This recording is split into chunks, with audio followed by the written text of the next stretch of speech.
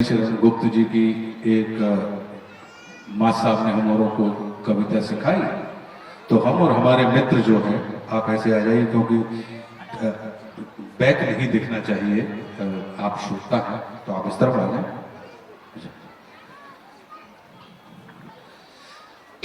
तो हमारे अच्छा हम पढ़ने में थोड़े से कमजोर थे, तो मतलब काम काम का पढ़ते थे, कमजोर का नहीं तो इतना मुझ के आदमी जाना था बिल्कुल कमजोर में आते ये जबरदस्ती बढ़वा रिया है।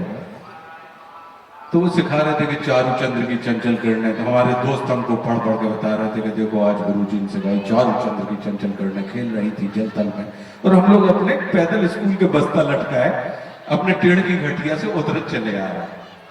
इतने में हमने अचानक देखो कि हमारे मित्र जो हमें बता रहे थे कि हमें याद है वो पूरी कविता चारूचंद्र की चंचल किरणें खेल रही थी जल तल में, और हमने देखो कि अचानक वे साइकिल के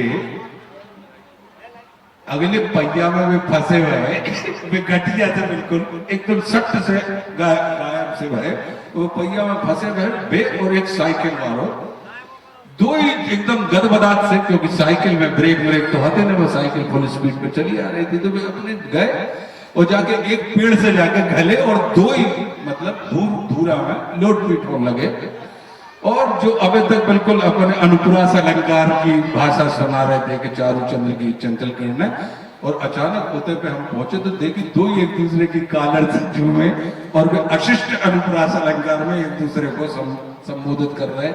और जो आदमी साइकिल पे उनको लेके गया था वो भी हमारी हम उम्र लड़का था, लेकिन उनकी एक आंख नहीं थी, और वे जो हमारे मित्र थे उनकी दो ही आंखें थी, और वे अपने झूमा झाड़ के सारे जब कनवा तो से चला तो नहीं बना तो तू चला कह रहा हो, बोले कि तू कनवा कौन सा गई मतलब, और एक दूसरे के गले से गिरगेटी से झूमा मारपीट हो रही। बड़ी मुश्किल से गया उनको संभाला, उनके घर पहुंचे तो उनके पिताजी जो थे उनको हमारे फुर्तीले फूफा कहते थे, इतने फुर्तीले थे कि कहो आप लगे कि उनको दाएं हाथ उठ रहा और बाएं हाथ से चार लपाड़ा मार रहे, आप लगोगे वे हाथ से मारो, पता नहीं कि लात झापड़ गई उनकी, मतलब उनको देख के ऐसा लगता था सर कि उनके अंदर हड्डी मड्डी नहीं, वे स्प्रिंग के बने हुए हैं कि खजाना कहां से।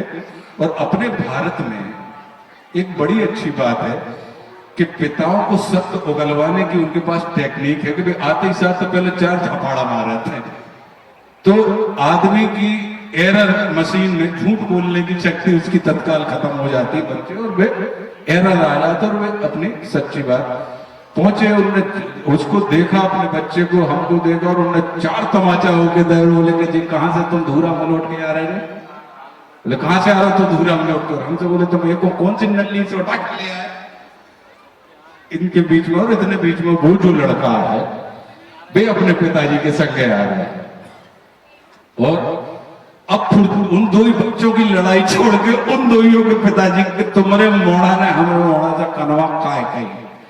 अच्छा, फुर्तीले फूफा की एक और बात थी कि उनसे अगर उन्हें कम सुनाई पड़ा तो अगर आपने उनसे कही काय तो वे सुने चाय, ठीक है, तो उनने कही तुम्हारे मोड़ा ने हमसे बोले ये सको को माफी मांगे, बोले काफी हम का नसीब थी, हम काफी काय पिलाए तुम्हें, वो दो अरे बोले हम सारे माफी की बात कर रहे, बोले कैसी काफी की बात कर रहे तुम, अब उन्हें वे कह रहे माफी मांगे, वो दोइयों में झूमा झटकी हो गई और वे दो ही लड़ने लगे सर। इतने में हमारे पिताजी आए, तो उनको बड़े भाई का रुतबा था, जैसे कि नीलू हैं, प्रदीप हैं, हमको बड़े भाई मानते हैं, हम आए थोड़ी बहुत तो दबिश होता ही है। तो जब देखो कि झूमा झटकी छूट नहीं रही तो बाबूजी ने सबसे पहले दो ही के दो झापड़ मारे और एकदम से शांति हो गई। और फिर जो सूखती वाक्य उन्होंने मुझे दिया उसने मुझे व्यंग लिखने के लिए प्रेरित किया। वो पुरानी कहावत है, उन्होंने कहा कि देखो कनवा से कनवा कहो तत्वर ये है रूठ, अरे हीरे पूछ लो का क्या चले थे। तो व्यंग का मतलब ही ये होता है कि समाज के विकृत अंगों को कुछ इस तरीके से कहा जाए कि समाज को वास्तविकता भी पता लग जाए और उसको बुरा भी न लगे। तो जिस शैली में ये कहा जाता है उस शैली को साहित्य में व्यंग्य कहा जाता है। तो ऐसे ही एक व्यंग्य हमने लिखो है, घटनाक्रम सब धीरे धीरे सुनो तो आप ये सब समझ में आ जाए। इस कहानी का नाम है दल नहीं दिल बदल। चूंकि इसमें बुंदेलखंडी शामिल है इसलिए हम आपको इसको ही सुना रहे हैं। हाल ही में पार्टी बदल कर फुर्सत हुए अपने जनप्रतिनिधि को बड्डे ने घंटा करके चौगड्डा पर घेर लिया और छूटते ही बोले कि काय तुमने कल ही कसम खाई थी कि मरते दम तक साथ ना छोड़ूंगा। हमारे बच्चे नाती पोतों के भविष्य में हमारे ऊपर फक्र होना चाहिए कि उनके बाप दादा ऐसे थे जिनने कठिन समय में उस पार्टी का साथ दिया जिसने उनको कार्यकर्ता से नेता बनाया। कल तो तुम छाती ठोक कर बोल रहे थे कि समाज में ये संदेश जाना चाहिए कि हमारे पापा जी बेकाऊ नहीं टिका हुआ थे। तब रात भर में ऐसा कहा होगा राजा कि तुमने पाल्टी मार का पाल्टी बदल ली। राजा ने दार्शनिक अंदाज में कहा बड्डे ये दुनिया उसी पर फक्र करती है जिसको समाज की फिक्र होती है। हम जिसको समाज की फिक्र होती है, हमें स्त्री के मान सम्मान की बहुत फिक्र है बड्डे। हम किसी नारी की आदेश उसकी इच्छा की अवहेलना नहीं कर सकते। यही से आए हमने पार्टी बदल ली।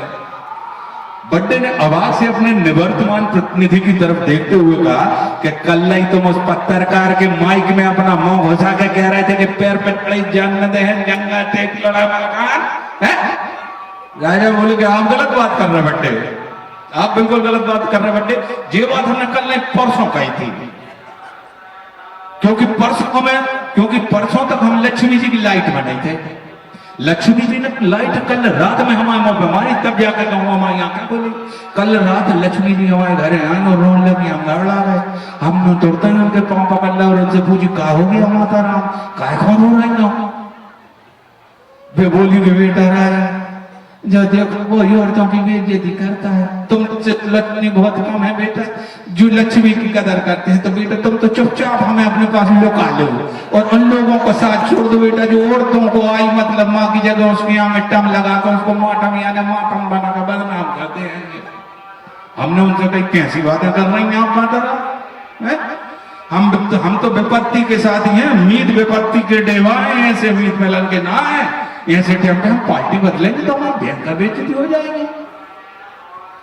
हमारा इतना कहना था बड्डे कि लक्ष्मी जी ने बेकरार रूप धारण कर लिया। अब तक तो हमने सिर्फ 2 हाथों वाली लक्ष्मी देखी थी, मगर उन्होंने अपने 8 ही हाथ निकाला और अपने 8 ही हाथों में पकड़ी हुई मुद्रा से हमें सूदना शुरू किया बड्डे। अब हम क्या बताएं बड्डे, आपको मुगदर की मार से तो आदमी सिर्फ सूझता है, उसके बचने की संभावना रहती, मानो मुद्रा की मार बड़ी भयंकर होती है बड्डे।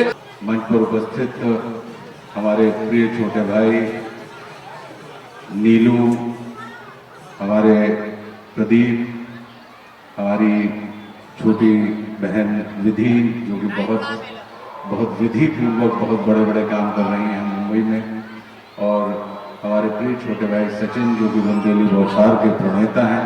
और उन्होंने बिल्कुल उनकी यात्रा ऐसी ही है जैसे महाराजा छत्रसाल बुंदेला साहब की यात्रा थी कि जब उनने अपनी यात्रा शुरू करी तो उनके पास कुल 11 सिपाही थे और 5 घोड़सवार आते, और वो के बाद वे चलत चलत इतने बढ़त चले गए कि इत जमुना उत वेदवा और इत रेवा उत डोंस और छत्रसाल से लड़न की रही न काहू हौस। ऐसे वाले हमारे सचिन जिन्होंने बहुत छोटे छोटे कदमों से बड़ा लंबा सफर तय कर रहे हैं। और यहाँ पर उपस्थित आप सभी आत्मीय स्वजनों को जिनका मुझे सदैव लगातार निरंतर, चूंकि हटा में मैं निरंतर आता रहा हूँ, परम पूज्य दत्ता यहाँ पे सवा करोड़ पार्थिव शिवलिंग निर्माण महारुद्र यज्ञ का आयोजन करते थे और ये उनकी अहेतुकी कृपा रही गुरुदेव भगवान की मेरे ऊपर कि उनके द्वारा उनके जीवन काल में 131 बार सवा करोड़ पार्थिव शिवलिंग निर्माण महारुद्र यज्ञ का आयोजन हुआ और उसमें मुझे 130 यज्ञों में शामिल होने का अवसर मिला। यानी उन्होंने 6 अरब के ऊपर शिवलिंग बनाए होंगे पूरे देश के अंदर, और उन तमाम सारे के सारे शिव अभियान में उन्होंने हम जैसे व्यक्ति को निरंतर सक्रिय रखा। अब आप सोच रहे होंगे कि जब भैया 131 में से 130 भाई तो तुम और एक का छूट जाओ, सोच सकत हो तो समस्या या झंझट यह है कि जो पहला यज्ञ परम पूज्य दद्दा जी ने किया था जबलपुर में, वो सन 1980 में किया था, और हम परम पूज्य दद्दा जी के कृपा क्षेत्र में 1984 में आए थे। तो इस कारण चूंकि हम उनके कृपा क्षेत्र में उस समय नहीं थे और हमारी अवस्था भी वैसी नहीं थी, लेकिन एक ऐसी अवस्था में पूज्य दद्दा के संपर्क में आ गए थे कि माँ का आंचल छूटा और महात्मा की गोदी हमें मिल गई। तो ऐसी हमारी यात्रा रही है। तो हमारे पास जो कुछ भी है, और इसके कारण मेरा हटा के साथ बहुत लंबा और बड़ा भावनात्मक रिश्ता रहा है। इतने से थोड़ी दूरी पे अगर आप देखो कि जागन्नाथ महादेव, जिनको अपन बांदरपुर में महादेव बैठे हैं, उतनी हमारी भावना पड़ी थी। जहाँ चीज को पूरे क्षेत्र जाना थे। परम पूज्य दद्दा का एक स्थान यहाँ पर दमोह में है, वहां पे वो रहते थे, और एक यहाँ से थोड़ी दूर आप देख रहे होंगे कि घनश्याम बाग, जहाँ पे वो खेती बाड़ी करते थे। तो ये हमारी गुरु भूमि भी है। अभी जब हमने दुबे सर से आपका उद्बोधन में सुन रहा था सर, तो ईमानदारी की बात कर रहा हूं कि मैंने इतनी कर्णप्रिय वाणी और इतना भाव भाषा के ऊपर इतना अच्छा अधिकार मैंने एक लंबे समय के बाद सुना है सर, कि आप निश्चित रूप से लोग भाषा को सिद्ध करते हैं, लेकिन मैं आपको सुनने का लोक संभरण करके बैठा हुआ था, क्योंकि आपने स्वयं अपने ऊपर विराम लगा दिया। लेकिन मैं आपके बारे में इतना कहूंगा कि आप स्वयं भाषा हैं। भाषा को सिर्फ आपने पढ़ा ही नहीं है, भाषा को आपने गढ़ा भी है, और इसी का परिणाम है कि उस भाषा ने आपको गढ़ के स्वयं को आपको भाषाविद के रूप में नहीं, भाषा के रूप में स्थापित कर दिया है।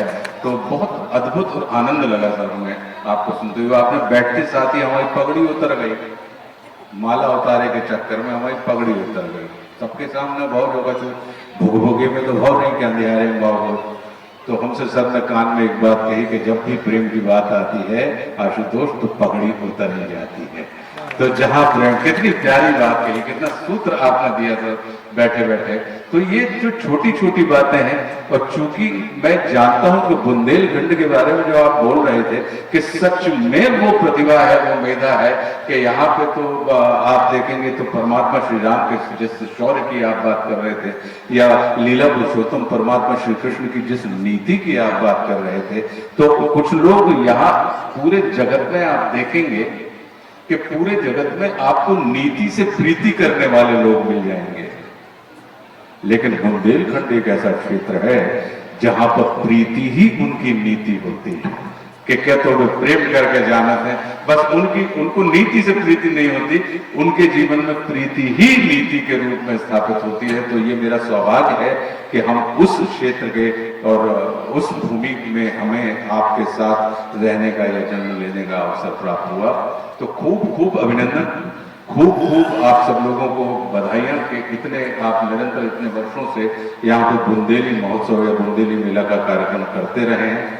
आज देवादिदेव महादेव की शिवरात्रि है, और हम और आप परमपिता परमात्मा गौरी शंकर जी के, मतलब मातेश्वरी गौरी, और अपने पिता श्री शंकर जी के प्रांगण में बैठे हुए हैं। और ये एक इतना, क्योंकि आज का दिन एक इतना मुहूर्त वाला और इतना शुभ दिन होता है कि इसकी प्रत्येक घड़ी शुभ होती है, इसलिए आज के दिन को आप अमुहूर्त दिन के तौर पे या सर्वमुहूर्त दिन के तौर पे हम और आप जानते हैं। क्यों? क्योंकि आज के दिन ही प्रलयकारी जो होता है वो लयकारी हो गया। आज के दिन ही बाबा बैरागी अनुरागी हो गए। आज ही को दिन है भैया महाशिवरात्रि, जब अलगाव अलग रहने वाले लगाव के नाते में जुड़ गए हमारे देवादिदेव महादेव परमात्मा श्री भोले शंकर। आज ही का दिन है जब मातेश्वरी आदिशक्ति मातेश्वरी पार्वती और देवादिदेव महादेव शिव अपने अपने द्वैत को छोड़कर वो अद्वैत में समाहित हो गए।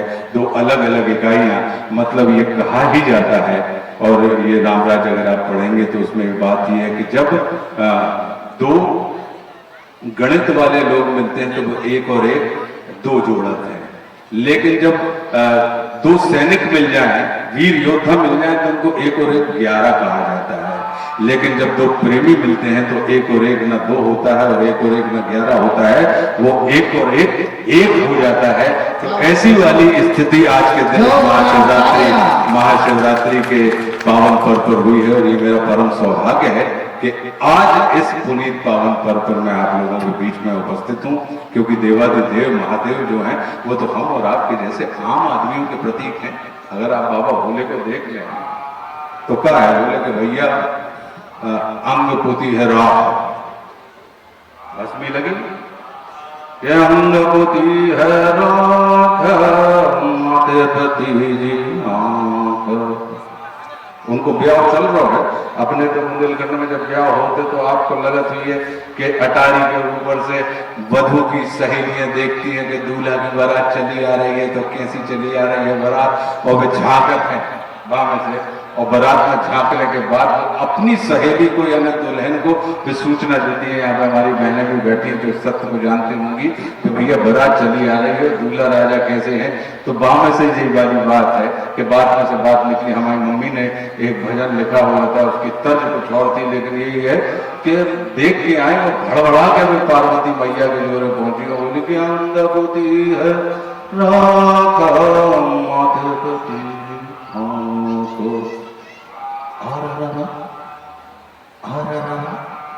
ढूंढा चढ़ो बाबा जी दूल्हा गोरा की सज गई बारा, कप कप कापे दियो भैया गजब भयो बाबा जी दूल्हा दुआ के बाद भाव का बोले। तो अगर आम आदमी की बात करें तो मैं सुनाता जाऊंगा कि उनके भस्म लगी हुई है।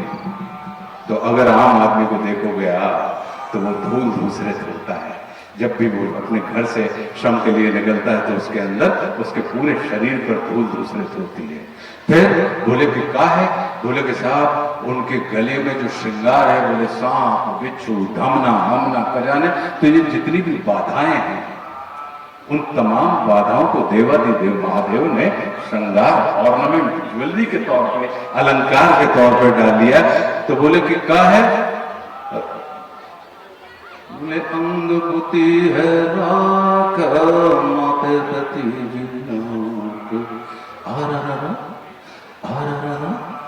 ढूंढा चढ़ो बाबा जी दूल्हा लोरा की ससले गारा काप काप कापे दियो।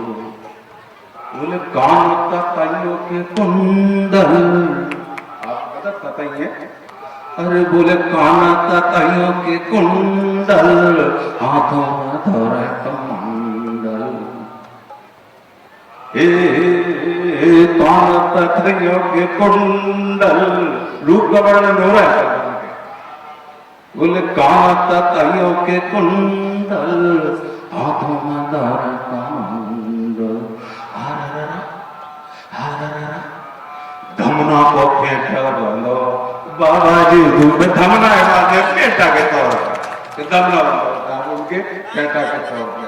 तो इतना उनका जो है बात जो विलक्षण स्वरूप है। तो अगर हम और आप आम आदमी देखेंगे तो हमारे गले में निरंतर बाधाएं हैं, उन बाधाओं को भी हम अपने श्रृंगार बनाते हुए चलते हैं और अपने मार्ग की तरफ तय करते हैं। फिर उनने कहे कि भैया माथे पे, बोले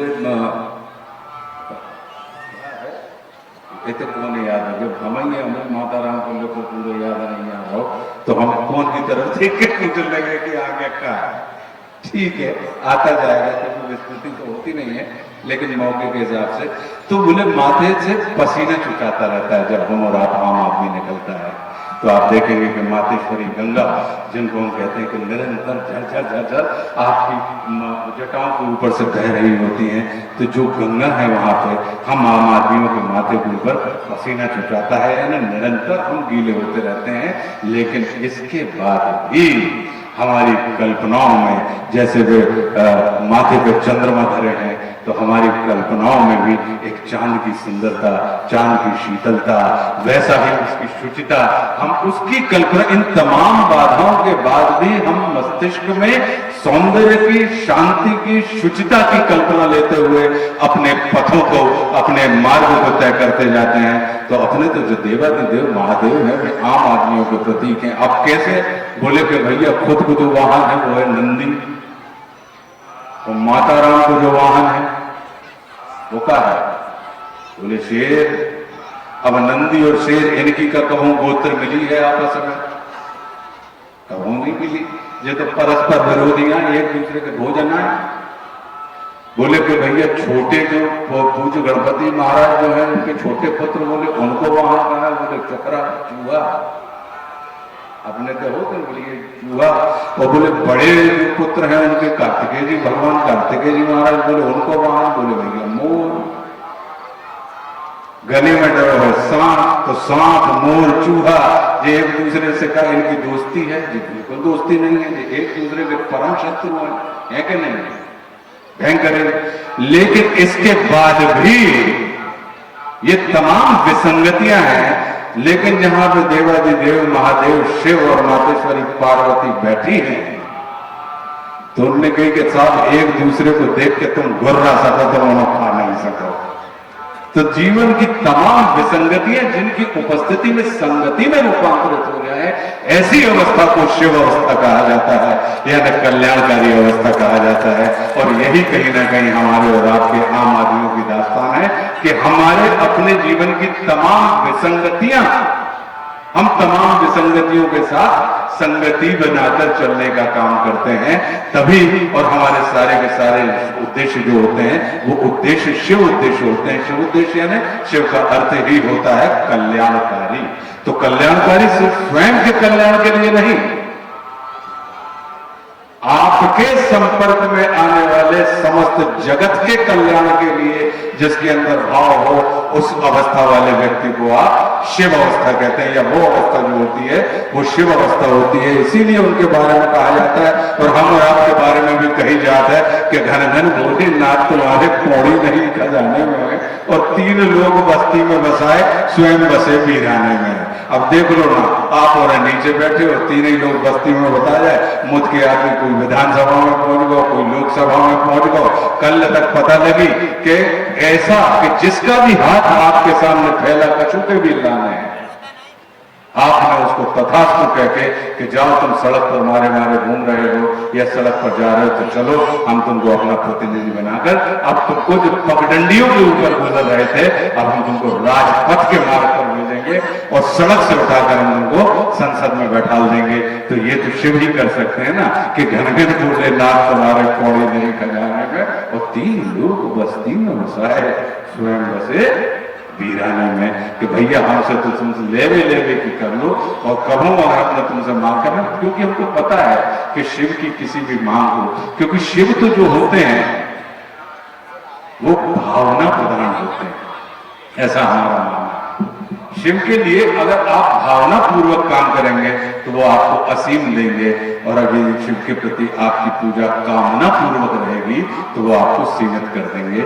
जब अगर भावना रहे तो शिव वो देंगे जो आप जो शिव चाहते हैं कि वो आपको दें, और अगर आप कामना करेंगे तो शिव आपको वो देंगे जो आप चाहते हैं। तो यही अंतर हो जाता है कि अगर भावना है तो इसका मतलब है कि हम शिव को चाहते हैं, और कामना है इसका मतलब है कि हम शिव से चाहते हैं। तो शिव को अगर चाहते हैं तो जो शिव के पास राग वैराग है उस पर तो ऑटोमेटिक हमारा और आपका अधिकार हो जाता है। लेकिन यदि हम शिव से चाहते हैं तो आवश्यक नहीं है कि शिव से मिली हुई चीज में शिव उपस्थित हो। भैया हमसे तुमने ले लो कुछ, तो जरूरी तो है नहीं है कि हमसे मोबाइल ले लो, मान लो सचिन ने या विधि ने, तो जो मोबाइल हमसे ले लो तो अब जो इनको होगा जरूरी नहीं है कि जब मोबाइल में हम हों। मनो अगर ये सचिन कहेंगे दादा हमें तुमसे मोबाइल नहीं चाहिए, हमें तो तुम चाहने, तो भाई मेरे पॉकेट को चाहे मोबाइल हो चाहे रुपया हो, पैसा हो, चाहे मेरी गाड़ी हो, या सब में इनके ऊपर इनका अधिकार हो जाता है। और अगर हम जा रहे होंगे तो इनको अपने बाजू में बैठा कर ले जाएंगे। तो ये वही वाली बात है। तो ऐसे देवाधिदेव महादेव की इस महाशिवरात्रि के पावन पर्व पर हम यहाँ पर उपस्थित हैं। तो मैं परम मतलब अपने गुरुदेव भगवान से प्रार्थना करता हूँ कि वो आपके सभी शिव संकल्पों को पूरा करें और आपके जीवन में जो कुछ भी जितना भी अनिष्ट हो वो अपनी कृपा पूर्वक वो आपके इष्ट हैं, वो इष्ट आपके समस्त अनिष्टों का नाश करते हुए आपको आपके अभिष्ट तक पहुंचाएं, ऐसी हमारी मंगल कामनाएं हैं। प्रिय नीलू, बहुत बहुत धन्यवाद। तुमने चलते चलते हमसे कहा था प्रदीप भाई कि दादा हम चाह रहे हैं कि बूंदेली मेला होत है, हम चाहते हैं कि दादा भैया ऐसे नहीं जानते हैं तो क्या कर रहे हो, कपड़ा नहीं ले रहे बोलो। लीजिए हमारे पुराने मित्र हैं मनोज, तो ये करना चाहिए भाई। सब जो कह रहे थे तो मुझके आदमी जाना था कि ये पुराने मित्र हैं, नीलू हमारे छोटा भाई है, प्रदीप हमारे भाई हैं, तो ये तो सबको जानकारी इस बात की होगी। तो पहले लगाओ तो सुनाई, हमें सुनाओ पड़ रहा, उन्हें सुनाई नहीं पड़ रही। हेलो, हाँ हेलो। एक चीज अब रह गई है, एक बहुत अच्छी चीज आज से। अरे हाँ, एक बात और दुबे सर ने कहा था, तो आज शिव तांडव स्तोत्र अपन तो संस्कृत में सुनत रहे हैं। अब जैसे जो संस्कृत में मंत्र चल रहा है, तो जा बात के तो भगवान जी समझ रहे हैं और के पंडित जी समझ रहे हैं कि क्या बात हो रही है। ठीक मनो, जिनके लाने जब पूजा हो रही है उनकी समझ में नहीं आ रही कि कौन भाषा में कौन सी बातें चल रही हैं, क्योंकि भाषा का विरोध हमारे और आपके पास। तो शिव तांडव स्तोत्र जो संस्कृत में देवादिदेव महादेव रावण के परम देवादिदेव महादेव के परम भक्त रावण ने लिखा था संस्कृत में। अगर आपको सबको ने सुना ही होगा कि जटा कभी गलत जला प्रवाह स्थले गले वलम वलम काम भुजंग तुंग मालिकाम, उसमें सौंदर्य है उनका। अक्सर लोग उसको रौद्र रूप में गाते हैं, रौद्र में, जबकि भाव का तो बोले कि रावण अपने गुरु जी के रावण को, जब इतने सर्वसमर्थशाली गुरु हों तो चेलों को कहीं ना कहीं अपनी भक्ति का भी अहंकार तो हो ही जाता है कि। और एक समय ऐसा लगा था कि चेलों में लगा था कि गुरु जी हम चला रहे हैं, विजय भूल जाते हैं कि गुरु ही है जो हमें चला रहे हैं। तो पीछे पीछे से आदमी को लगने लगे चेलों को, अगर हम न होते, अगर हम चेला न होते तो आप गुरु नहीं होते। तो बई लपका है, वैसे का जो लपका लगो, या उसी झोंक में रावण को लगा कि आज तो हम अपने गुरुदेव को कैलाश समेत उठाएंगे, लोगों की एक भुजाएं उठाएंगे, मेरी 20 भुजाएं होती हैं, मेरी 20 भुजाएं हैं, और आज तो मैं कैलाश समेत इनको मातेश्वरी पार्वती के साथ लोग लुड़िया नहीं उठा सके, पूरा पर्वत उठाते हैं, वे लपाका में पहुंच गए। मातेश्वरी पार्वती और देवादिदेव महादेव दोनों बैठे थे, और मातेश अच्छा माँ जो होती है वो अपने बच्चे के मन की बात को तुरंत समझ जाती है। माँ से माँ कुछ समझे इसके लिए बच्चे को बोलने की जरूरत नहीं होती, और पिता को अगर कुछ समझाना हो तो उसके लिए बच्चों को सन्नाटे नहीं शब्दों का सहारा लेना पड़ता है। तो मातेश्वरी जगत जननी समझ गई कि जब मामला क्या है, रावण अपने इस, क्योंकि अहंकार कई किस्म का होता है, धन के अहंकार का भी निदान है, पद के अहंकार का भी निदान है, लेकिन भक्ति से उत्पन्न होने वाले यानी धर्म से उत्पन्न होने वाले अहंकार का निदान बहुत मुश्किल है। एक दफा हो जाए तो रावण उसी ताप से ग्रसित होकर चले आ रहे थे कि आज तो हम मातेश्वरी जगदम्बा सहित देवादिदेव महादेव के कैलाश को उठा लेंगे। और जब उठाने की बात आई और उन्होंने जैसे ही मातेश्वरी पार्वती ने कहा कि देखिए रावण इस मद में चले आ रहे हैं कि वो अब इतनी चेष्टा करना चाहते हैं कि आपके आसन यानी कैलाश को अब वो उठा के संसार को ये दिखाना चाहता है कि अब हमने, गुरु ने हमें नहीं उठाया, हमने ही गुरु को उठाया हुआ है। तो आपको इसकी, इस बात की, इस चेष्टा की, इस कुचेष्टा को आपको ध्यान रखना चाहिए। अगर आपने इसे अभी नहीं रोका तो फिर आप इसे कभी नहीं रोक पाएंगे।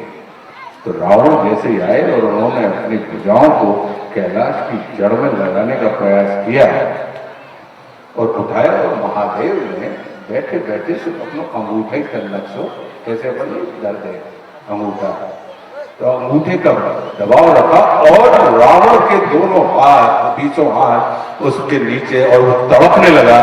और उस तक ये बात पहुंच गई कि नहीं, ये कुचेष्टा और ये अनाधिकृत चेष्टा है, मुझे नहीं करनी चाहिए। तो अब वे मान जाए, गुरुजी मान जाए, हमारे भगवान मान जाए, तो माने कैसे, जरूरी करने पड़ जाए। उनके रूप के, उनके सौंदर्य की।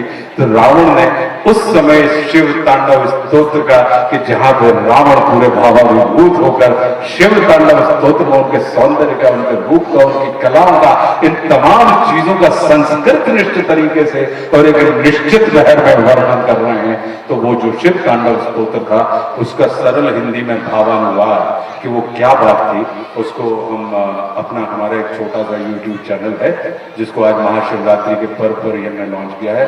उसका नाम है पंचतंत्र 1।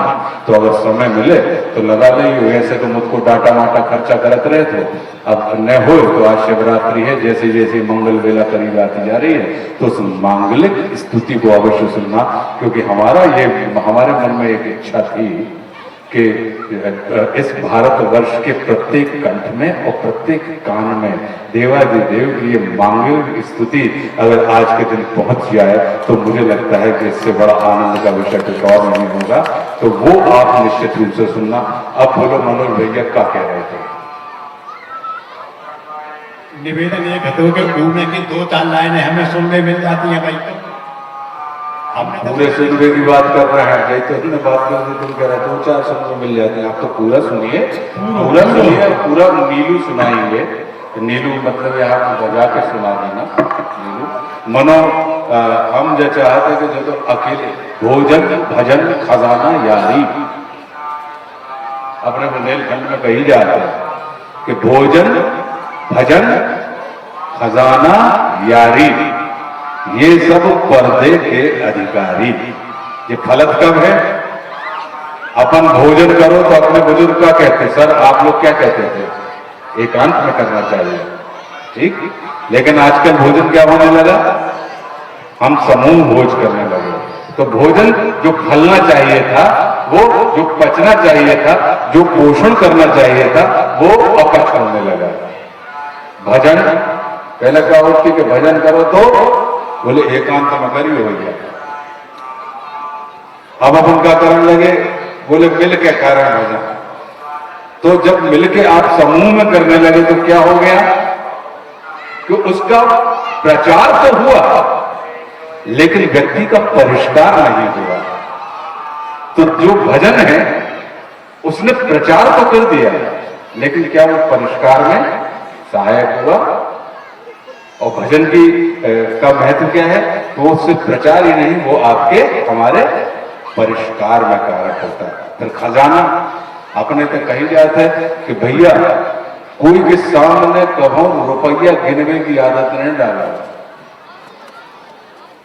तो जब भी कभी आपको खजाना यानी अपने धन को गिनना हो, तो उसको अकेले में गिनना चाहिए, यानी उसका प्रदर्शन नहीं करना चाहिए।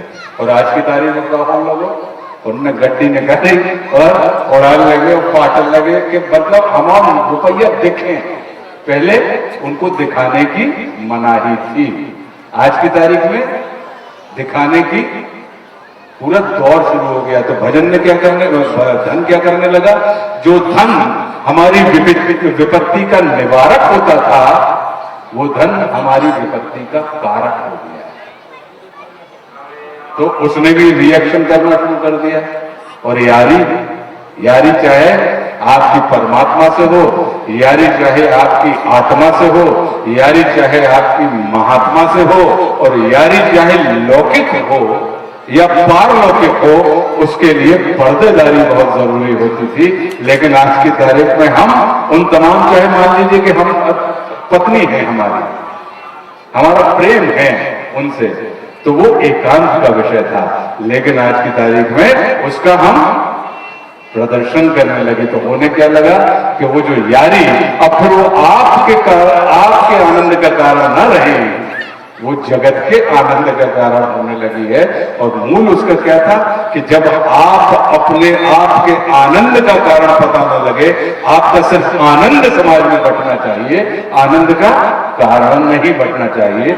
तो भैया हम तो बिल्कुल नहीं सुने हैं, इतने हम तो जाके अपने अपने सबरे आदमी मोबाइल धरे हैं, जाके अपनी रात भी वैसे ही 12 बजे रात्रि में उनकी शादी हुई थी देवादिदेव महादेव की। अपनी मंगल लीला समीप आ रही, अपने अपने मोबाइल पे लेके कनक सुनो और आनंद लो कि जटाओं से है जिनके जल प्रवाह, मात्र गंग का गले में जिनके सच रहा है हार गंग का, और डमक डमक डमक डमरू कह रहा शिव शुभम, तरल अनल गगन भवन धरा धरा शिव शुभम।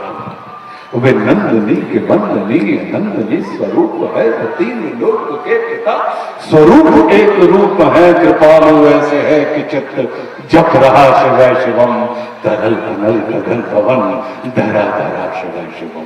तो हमने जो 2 सुना दें, बाकी के 15 आप ये सुनने पड़ो और अपने कान में सुनिए। जब आप कान में सुनेंगे, जब आप उसको अपने कान में सुनेंगे तो वो स्वतः ही आपके कंठ में उतर आएगा। और जैसे जब कंठ में उतरता है तो देवादिदेव महादेव ने कालकूट विष, जो कि समस्त संसार को जगत को नाश करने के लिए प्रेरित था, उस कालकूट विष को उन्होंने अपने कंठ में राम रूपी 2 शब्दों को रख के, जब उस कालकूट विष जो कि मृत्यु का कारण होता था, वो उनके श्रृंगार के तौर पे उन्होंने मृत्यु को भी श्रृंगार बना लिया है देवादिदेव महादेव ने। और हम उनको नीलकंठ महादेव के नाम से जाने लगे, पुकारने लगे। तो वैसे ही जब वो आपके कानों से उठते हुए जो शिव स्तुति है, जब वो आपके कंठ का हिस्सा बनेगी, तो आप देखेंगे कि फिर चाहे कालकूट हो और चाहे कोई भी किस्म विष, मतलब आज की तारीख में विष क्या होता है? सबसे बड़ी मरणांतक पीड़ा हमें किस बात से मिलती है? आज की तारीख में जो विष तुल्य है वह अपमान है। हम सब कुछ बर्दाश्त कर सकते हैं, लेकिन हम अपमान बर्दाश्त नहीं कर सकते हैं। लेकिन मजबूरी देखिए हमारी आपकी कि हमें मजबूरी वश उस अपमान को भी बर्दाश्त करना पड़ता है, और हम कहा करते हैं हम उसको अपने कंठ में धारण कर लेते हैं। क्यों? क्योंकि अगर उस अपमान को हमने अंदर ले लिया तो हम नष्ट हो जाएंगे, हमारा तेज नष्ट हो जाएगा। और कहीं धोखे से हमने उस अपमान को वापस समाज को लौटा दिया तो समाज नष्ट हो जाएगा, उसका तेज और तेज नष्ट हो जाएगा। तो उस अपमान को हम कहाँ पे धारण करते हैं? हम अपने कंठ में धारण कर लेते हैं और उसको श्रृंगार बना लेते हैं। और हम इस मार्ग पर चलते हैं कि यदि सम्मान पाना चाहते हो तो ऐसे ही व्यक्ति को सम्मान मिलता है जिसके अंदर अपमान के साथ डील करने का हुनर होता है, जो अपमान को भी बहुत गरिमा के साथ डील कर सके। वही व्यक्ति परमात्मा के माध्यम से कहीं ना कहीं भविष्य में आगे चल के सम्मान प्राप्त करने की श्रेणी में आता है। तो मेरा यही मानना है, मैं यही निवेदन करूंगा कि आप सबके कान के माध्यम से वो आपके कंठ में उपस्थित हो जाए वो स्थिति। और जब अगली बार कभी मैं आपके पास आऊं तो आपके कंठ से मेरे कानों तक वो स्तुति पहुंचे जो मेरे कंठ से आज आपके कानों तक पहुंची है। तो ऐसी हमारी अभिलाषा है मनोज। तो आज मैं 2 सुनाऊंगा भैया, अब और बताओ आपकी क्या फरमाइश है? अरे ठीक है, आपने सर जंग की बात आप कर रहे थे, तो एक जंग में आपको हमारी एक मौन मुस्कान की मार नाम की एक किताब है, उसमें ये एक जंग है। अब भैया जंग का मतलब क्या होता है? जंग का मतलब होता है, हमें जो लिखने का हुनर इस वजह से आया कि हम जब छोटे हथे गाड़ा वाला में पढ़ रहे थे, तो हम और हमारा एक मित्र थे, स्कूल 9वीं कक्षा में थी, तो हमारे एक घाट से उतर के, हमारा घर जो है वो घाट से उतर के, वो वाला माइक दे दू कैसे, जब हम जातरपी में होकर तब तो अच्छो रहता हूँ। जातरपी में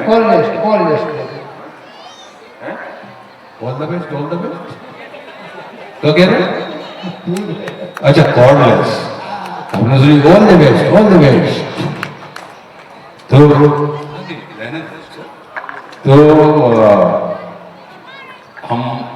हमारा जो घर है वो नीचे था गन्ने में, गाडरवारा बहुत से लोग जानते होंगे, तुम जानते, बहुत अच्छी बात। तो हम और 9वीं कक्षा में पढ़ते, तो हम सर अपने उस समय मैथिली